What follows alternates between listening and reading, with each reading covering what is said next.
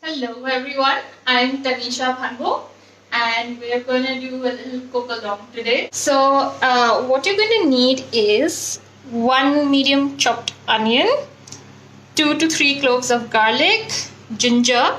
Now, the easy way to do these is also to make a shredded onion paste and a paste of ginger garlic too. That also works. Then you need a little bit of, I'm a spice girl, so I love my chilies. And so I've made my own little what we call salmon kendung because I don't have it right now. So I've made my mix using chili flakes, chili powder, paprika, whatever I had. And then this, my most favorite ingredient, which I will be talking in a bit, is black sesame paste. You need a little bit of healthy mustard oil, salt, crushed pepper, and there is our favorite smoked pork. So in the meanwhile, I'm just going to introduce myself to those of you who don't know me. I'm sure we have a lot of common friends here. So I'm Tanisha, I'm from Shillong. I have been in Delhi for about 6-ish years now.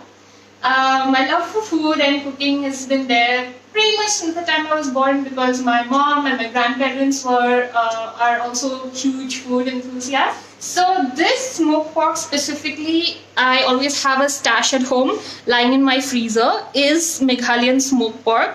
It comes specifically from a village in Milem. It's called Milem. You can see it's so tightly smoked. So this lasts for very, very long in the freezer. But out here, post lockdown perhaps, you can also get smoked pork. It won't be this one, but very, very similar from Pigpo in Jorban. Other than that, if you want to cook this at home right now, you don't have pork, you can always substitute it with any other protein. So it works really great with chicken as well. I've tried it with fish as well. I actually did that on the show. And what I love about and why this is my favorite ingredient, black sesame, is because it goes with anything. For vegetarians, you can make it with dal and it gives you such a rich protein-like flavor. It is pretty equivalent to what it would taste with meat. And we also make a rice with it. So yes, that's my favorite ingredient. So why don't we begin? I'm gonna whip out my Khasi style apron here. It's called the Jankasha. This check material is exactly, it's made for this. All you have to do is tie a double knot. It's a one-sided apron and it's completely hands-free. So let's begin. Like I said about the meat, I left out a piece to show you guys how this turns out. I just store it in the deep freeze. And then what you need to do with it once you remove it from the freezer is pour boiling water over it in a bowl. And then you kind of have to like scrape the edges clean because this has it has a little bit of residual ash and things like that because it's smoked. So you just want to get that clean. I'm just going to cut the last of this strip up. Right, that's there. So what you need to do is, I cook on an induction. Some of you might find that really odd because so most of our life we're really, really busy and I cook like maybe on the weekends. So I never really needed to get a gas range, and then I got really comfortable with it because it's I don't know, maybe I mastered the controls of the induction. So I'm going to use mustard oil. We use mustard oil for everything because it's tasty, it's healthy, it's what gives it its flavor. And I really like to smoke it up. So good amount of mustard oil. Gonna wait for that to burn up a little. So what we're making here, I'm going to chuck in the onions now, is what we call a dot neyong. Now dot is meat and neyong is what we call black sesame and khasi. It is not a typical dorneyeong because I'm not using fresh pork. We typically make this with fresh pork. We love our pork. I bet everybody knows that. Can you just repeat what you said? Dorneyeong. Dorneyeong.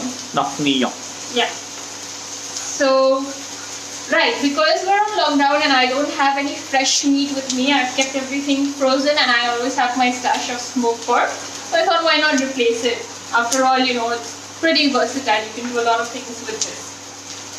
So, once we're done with this, I'm gonna, of course, toss in my ginger and garlic.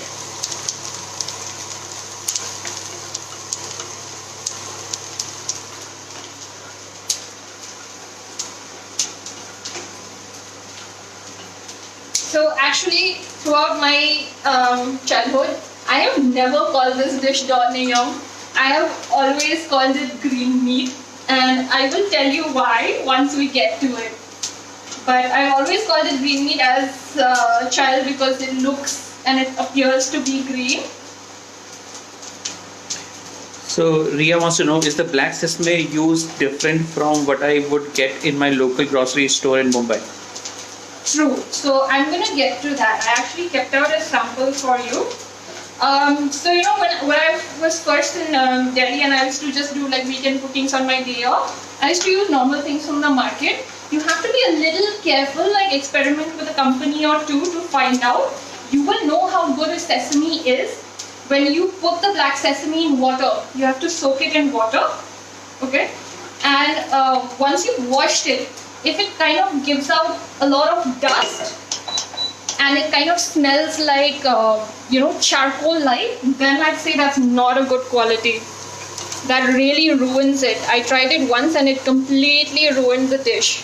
So after that, I have been very specific and I always, you know, my mom sends me whole stashes, courier box filled with things that I require, and black sesame is one of them. But I wouldn't say that you have to go all that way. You can find it probably in more like organic stores or find maybe directly from a farm, some organic farm, and the quality will probably be better. But when you're buying normal black sesame, do this test. Like buy a little bit and try this test out, and then you'll know whether to use it or not. So I had actually taken out 2 jars just to show this because people make a mistake with this a lot. This is black sesame, right? And this is onion seed. They look so similar. One is of course deeper jet black. The other is slightly lighter and you'll see like, you know, little grains of white showing up also. But you really need to be careful with that. Imagine what would happen if you soaked an entire bowl of onion seed and then blitzed it. What that would taste like. So yeah, that was my sample. So to make the paste, I took a bowl full, this bowl full of sesame seed, put it, soaked it with a bit of water, just cover it, okay? And leave it for about 15 minutes if you don't have time, but ideally you can leave it up to about half an hour or an hour. And then you use your chutney jar to blitz it. You can also use a silverta, mortar and pestle, whatever suits you, whatever you have. Right, to my onion mixture now. That's the consistency you want for it, and then you can just cover it with a little water if you're gonna keep it for later. I'm throwing in my mix of chili. Okay. Little bit, just namesake of turmeric because we use it everywhere. Stir that around. Do we need to pre-soak the sesame seed?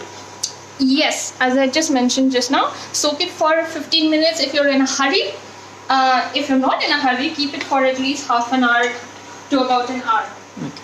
Half an hour to 1 hour soaked and then blend a little bit like this. Not completely blend, but like coarse. Which chili is this? Which chili did you put in? But then I'm just using some fresh crushed black pepper Whenever I'm cooking, home food, I make sure that Khasis really love to use black pepper and turmeric a lot, so I'm going to put in a huge amount. Right, so we usually have a specific chili flake kind of powder, which we call Som Ken Dong. Dong means pounded. That's a different chili, but since I didn't have it, I mixed whatever chili powder, paprika and chili flakes that I had at home to make the mixture, which is similar to it. Not exactly, but it'll work. Was it Domino's one? Yeah, everybody has chili flakes. Yes, do save it. I know everybody does. There's no harm in admitting that you keep Domino's chili flakes to use later on. They come in handy. So you added salt now? I added some salt. Just frying that off a little bit. Now to add the main piece de resistance, which is the black sesame paste. And now you'll see why I call it green meat. So it's grey when you make a paste out of it. I think that should be enough. And then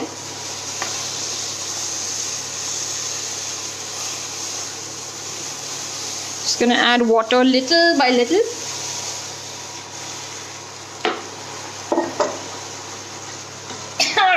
Yep, that's the chili.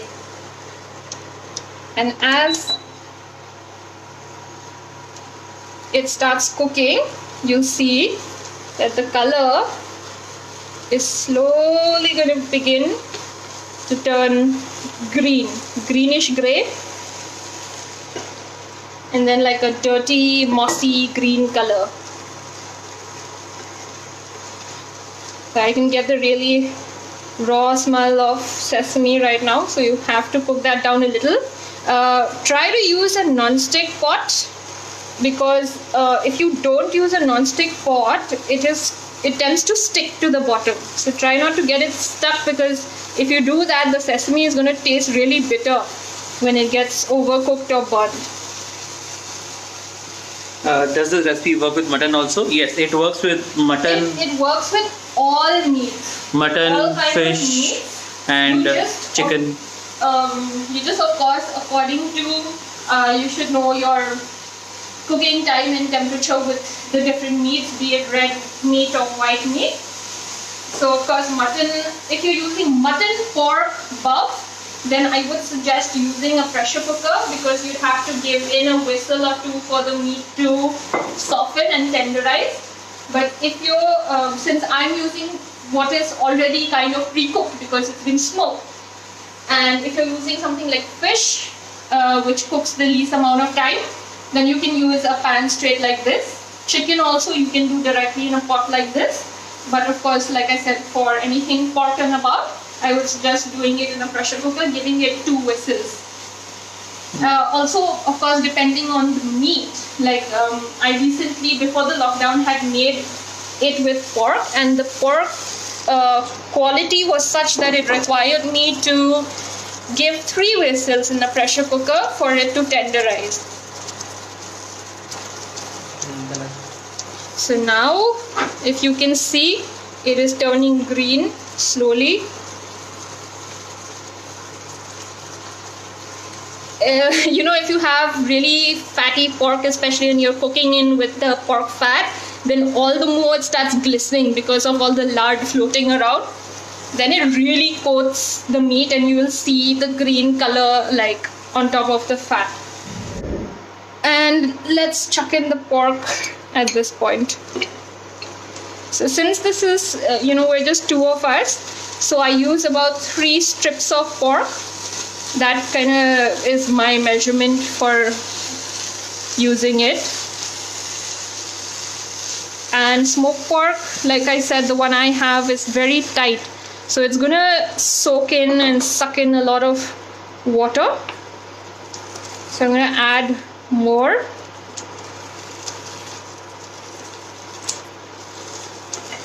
It has a very intense smokiness, this one, because it's just purely smoked, nothing else, for weeks and weeks. Around the chimney, around the fireplace. Most people, not in main town, but in the villages they still cook on wood fire. So meats like these are dried around the fireplace. I'm just gonna give it a taste to see if the salt is fine. Yeah, it's fine.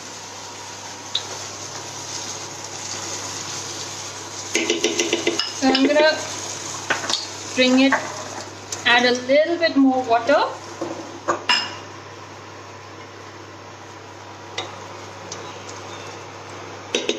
Bring down the heat a little bit and then add the cover just for 5 to 10 minutes. I'm gonna get my Khasi plate out and I'm going to serve. So I'm going to switch this off. Fun fact, by the way, the Jaintias, which is another tribe of Meghalaya as well, use these plates for their dance, that specific dance. I hope my fingers are not oily, but it's something like this. 2 plates and you do like a so yeah, these are enamel coated metal plates. I'm gonna serve up some rice. So I kept the rice aside so you can see. I hope the color of the meat is gonna show on the rice because it's white. Right? I'm gonna use my spoon out here.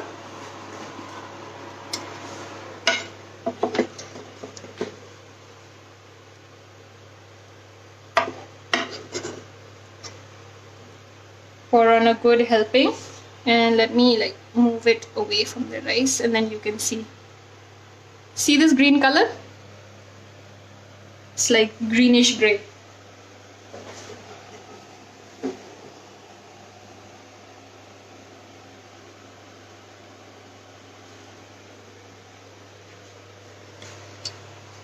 I'm gonna add more gravy so you can see. Yeah. So that's how you want it to look like. So that's your Donnie Young with smoked pork. You can always replace it with any meat, as I said. So thank you for joining me. I hope you try this out. If you do, please don't forget to tag me. It's Tanisha Phanbuh on both Facebook and Instagram. And if you do want to check out the other things I have on my page, it's Tribal Gourmet. Okay, so I am signing out from Chef's Table. Thank you for joining me. I'll see you soon.